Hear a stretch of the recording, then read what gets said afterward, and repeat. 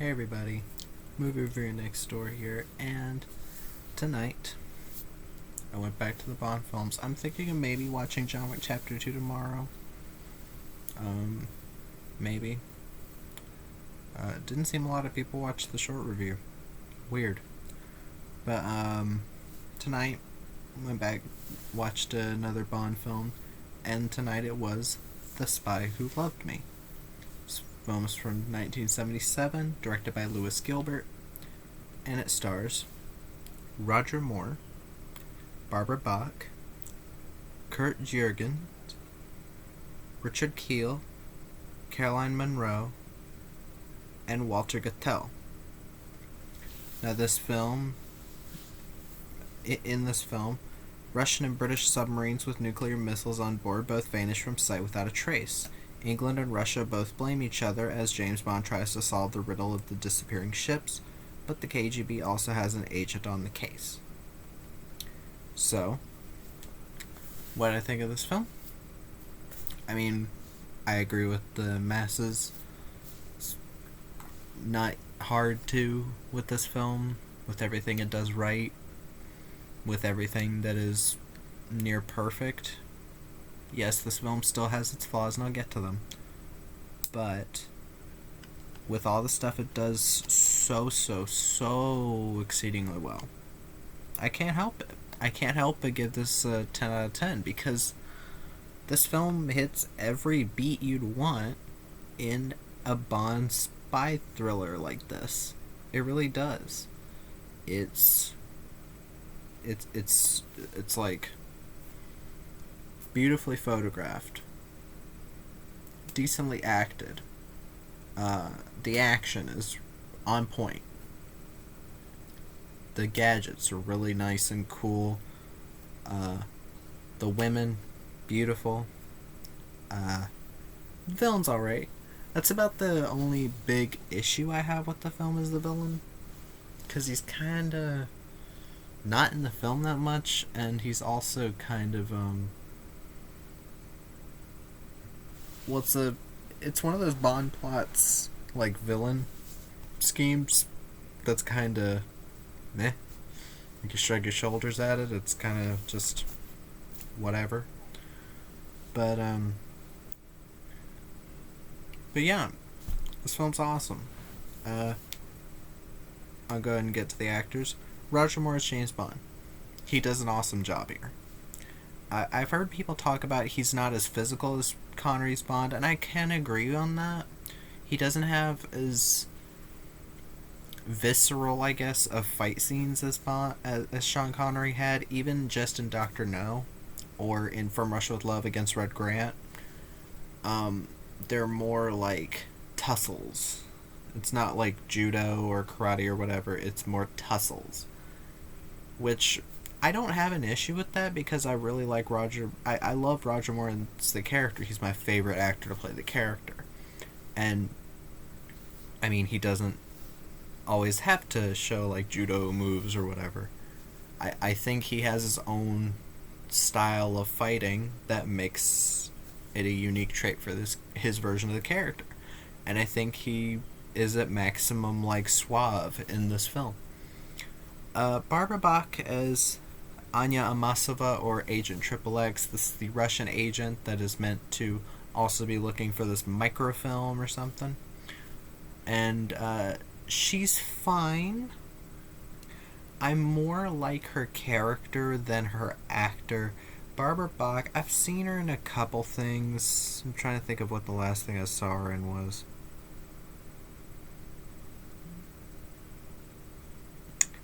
I think I saw a clip from The Great Alligator or something. I just remember her being very wooden. She's still kind of wooden in this. She's alright for the most part.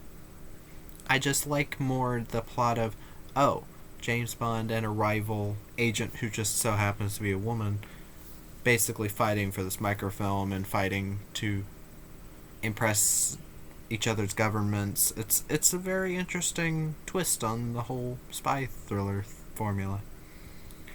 Kurt Jurgens, It's Carl Stromberg. He's the villain. He wants to make this like city in the water, underwater. He wants to bomb New York and some other place, San Francisco maybe. Um, he's all right too. Those are the weak points. The weak points easily the actress that plays the Bond girl, and the villain himself, because the acting is fine for him. Carl, I think he was dubbed. I'm not too sure, but Kurt Jurgens, he's still interesting, uh, an interesting actor. Let me see if I even know anything else he's been in. Apparently, he was in The Longest Day, Battle of Britain, Vault of Horror. I know these movies. I haven't seen them, but still, yeah. I liked him I liked his acting. I think there could have been a bit more to his character. Richard Kiel as Jaws. I love Jaws. I think most people are either like, nah, he's a goofy character, or they're like, okay, he's actually menacing. I think he's actually menacing in the film. I mean, I wasn't scared by him, but as an audience member back in the day, I could see people being. If I was an audience member back in the day, I could see myself being like, ooh, Jaws is scary. Caroline Munro, she's Naomi. There's really nothing to say about her. She's one of those Bond girls that's in one ear out the other. She's beautiful, that's for sure. She's a gorgeous woman. But she has like one scene introducing herself to Bond for like 10 seconds, a scene talking to Barbara Bach, and then the next scene you see her, she's trying to kill Bond. So it's kind of meh. And Walter Gotell as Anatol Gogol. He's Russian, the Russian general. Amasova's superior. He's fine. He's barely in the film too. But yeah, this film. I almost did it again. The opening titles. I think this is one of the best opening title sequences. Not just because of the song "Spy Who Loved Me" by Carly Simon. I think it's a very beautiful looking one, and it's simple in all the right ways where it's not so simple that it looks lazy. I really do think that No Time to Die. The only thing I know about No Time to Die is how it ends, because everybody has spoiled that by now, and the title sequence because I watched it, and I will say this title sequence beats that out of the water, because the No Time to Die title sequence looks like shit to me. But yeah, if it wanted to be a throwback, it should have done this. It should have done the whole rotoscoping women thing, but I'm guessing SJW's got way too, or feminist groups nowadays probably got too mad about that. But yeah, I really like the title sequence. But yeah, this film, it's a very interesting one. It's basically spy versus spy. Whoop. Why is my camera messing up? Whatever. It's spy versus spy. Very interesting.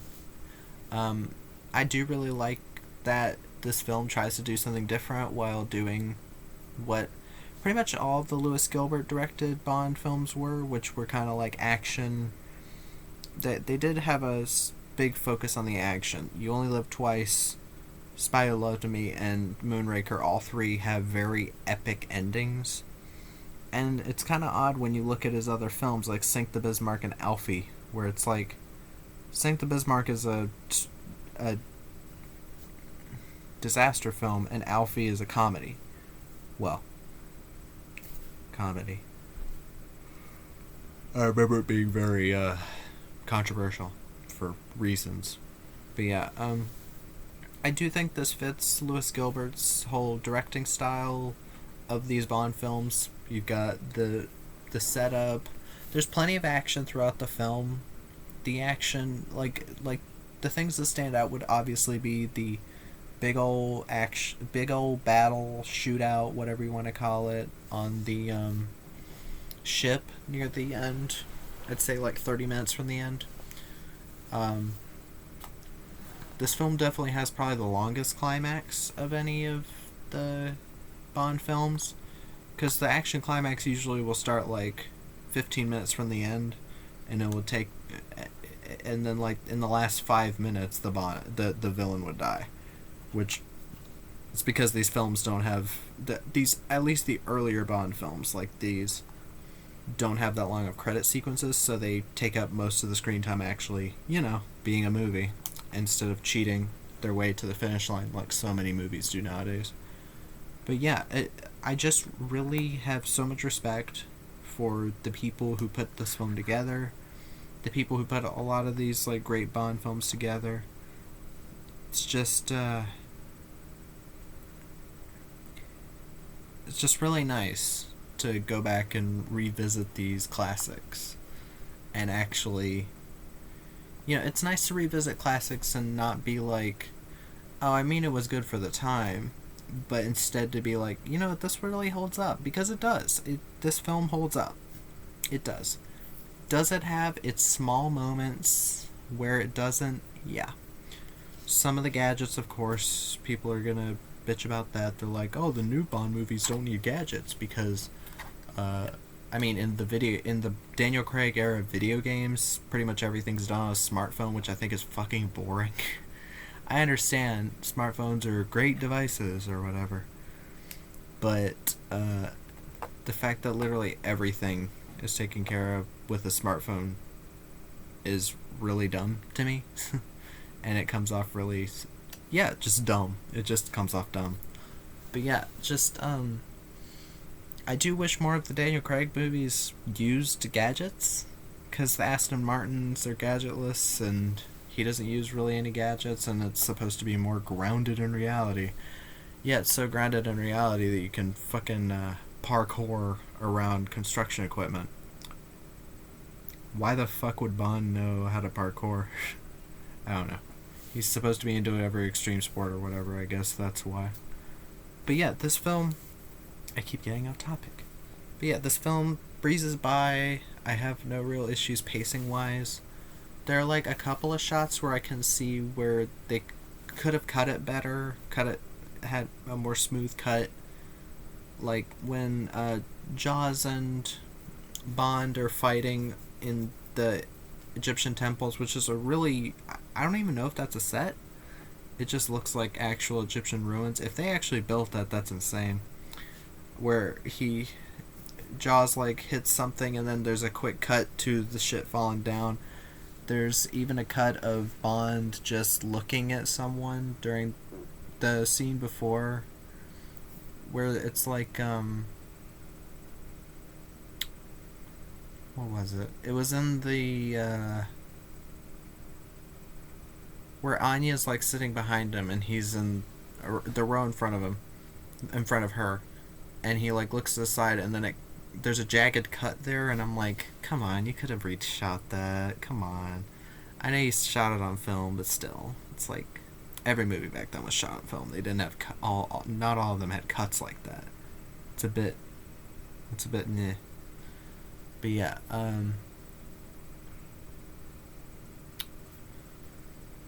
trying to think of other issues. Well, I mean, yeah, just that's the testament to this film. I am having to look for issues to talk about because this is such a finely crafted film that the only real big issues I can think of are small editing mistakes and a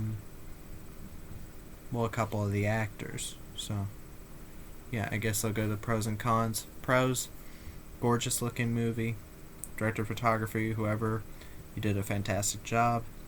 Moore's at his A game in this film. He's definitely a lot better in this than he was in Man with the Golden Gun.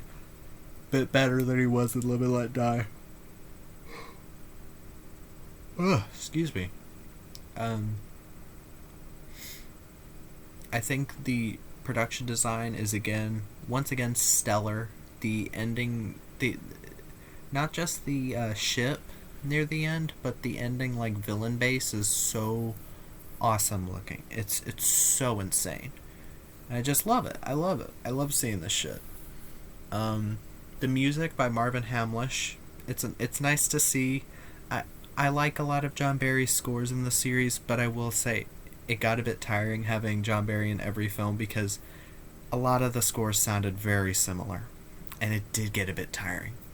But yeah, Marvin Hamlish brings a nice like disco-y sound to the score, and I really like it. Um, I really think he had a good handle on what makes a good Bond score. Um, Again, the action's very impressive. Um, Jaws. I think Jaws is a very interesting henchman, and I already know he'll return in Moonraker. Cons. Again, Barbara Bach at times is a bit wooden, and not the actor, but the character of Karl Stromberg is a bit weak. I do wish there was a bit more of a maniacal plot, and the way he gets taken out is a bit weird. I'm not gonna spoil that, but it's a bit weird. And again, the jagged cuts. But other than that, this is a pretty damn good movie. It's a damn good spy movie. It's a damn good movie in general. So yeah, it's a bit shorter than the other Bond reviews, but hope you enjoyed the view. If you did, like, comment, subscribe, whatever, and review next door. Out.